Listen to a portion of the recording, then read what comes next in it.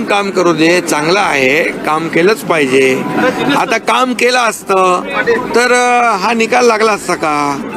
काम आम्ही 2.5 वर्ष केलं आणि ते बसून राहिले, त्यामुळे 2.5 वर्षाचं कामाची पोचपावती आहे, कामाची पोचपावती आहे. शेतकऱ्यांना देखील हे सरकार कधी वाऱ्यावर सोडणार नाही.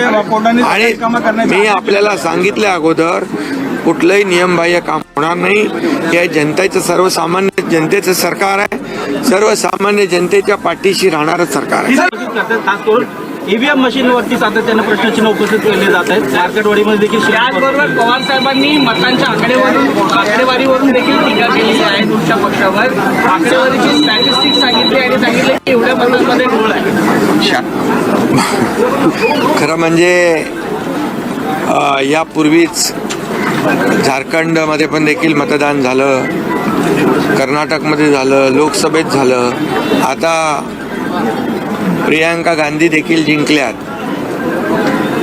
म्हणजे जेव्हा आपण हरतो तेव्हा ईव्हीएम घोटाळा म्हणायचं आणि जेव्हा आपण जिंकतो तेव्हा मग ईव्हीएमची ऐवजी बॅलेट पेपरची मागणी कुणी करत नाही. हे खरं म्हणजे दुटप्पीपणा आहे. हे खरं म्हणजे विरोधी पक्षाकडे कुठलाही आता मुद्दा राहिलेला नाही आणि विरोधी पक्षाला या महाराष्ट्रातल्या जनतेने, मी म्हणालो होतो की विरोधी पक्षाला या महाराष्ट्रातली जनता चारी मुंड्या चित करेल. आमच्या लाडक्या बहिणी, लाडके भाऊ, लाडके शेतकरी, लाडके ज्येष्ठ सर्व घटकांनी या राज्यातल्या विरोधी पक्षाला त्यांची जागा दाखवली. कारण घरी बसणाऱ्यांना लोक मतदान करत नाहीत, काम करणाऱ्यांना, फील्डवर उतरून काम करणाऱ्यांना लोक मतदान करतात. हे या निवडणुकीने दाखवून दिलेलं आहे. लोकसभेची आकडेवारी आपण जर पाहिली तर महायुतीला 2,48,12,627 मतं आहेत. म्हणजे 43.55% मतदान झालं आणि आम्हाला जागा मिळाल्या 17 आणि महाविकास आघाडीला 2,50,00,000 म्हणजे 2 लाखाचा फरक आहे आणि त्यांना मिळाली मतं, आम्हाला मिळाली 43.55% आणि महाविकास आघाडीला 43.71%. म्हणजे 15-16चा फरक आहे आणि या पॉईंटमुळे आम्हाला जागा मिळाल्या 17 आणि महाविकास आघाडीला जागा मिळाल्या 31. मग हा ईव्हीएम घोटाळा झाला का म्हणायचा? मग तेव्हा त्यांनी कुठलाही ईव्हीएमच्या बद्दल आक्षेप घेतला नाही आणि त्यामुळे आज काल मी आदरणीय पवार साहेबांचं देखील ऐकत होतो.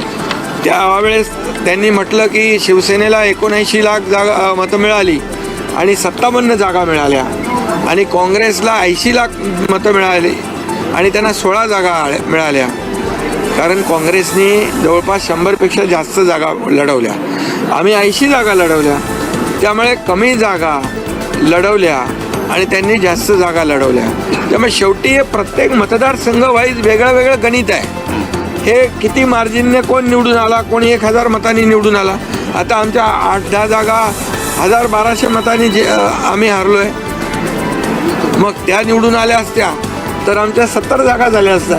मग 79-80 लाखामध्ये 70 जागा, मग याच्यावर तर मोठा आक्षेप घेतला असता. परंतु मी आपल्याला मुद्दाम या ठिकाणी सांगतो, लोकसभेमध्ये शिवसेनेला 73,67,674 मतं मिळाली आणि NCPला 58,51,166 मतं मिळाली. पण आम्हाला मिळाली 73 लाख आणि NCPला मिळाली 58 लाख आणि आम्हाला मिळाल्या 7 जागा, NCPला मिळाल्या 8 जागा. मग तिथे ईव्हीएम घोटाळा झाला का? हा देखील माझा सवाल आहे. त्यामुळे एवढंच मी या ठिकाणी सांगतो की ईव्हीएम वर आक्षेप घेणं, मग तुम्हाला विजय मिळतो, तुम्हाला जेव्हा जागा जास्त मिळतात त्यावेळेस ईव्हीएम चांगला असतो आणि जिथं जेव्हा पराभव होतो तेव्हा ईव्हीएम खराब असतो. असं या एक फक्त ईव्हीएमवरच नाही आहे, पण सुप्रीम कोर्टापासून निवडणूक आयोगापर्यंत प्रत्येक वेळेला विरोधी पक्षाने जेव्हा त्यांच्या बाजूचा निकाल लागला तेव्हा त्यांना चांगलं म्हटलं. ही यंत्रणा चांगली आहे. सुप्रीम कोर्ट हायकोर्ट चांगलं आहे.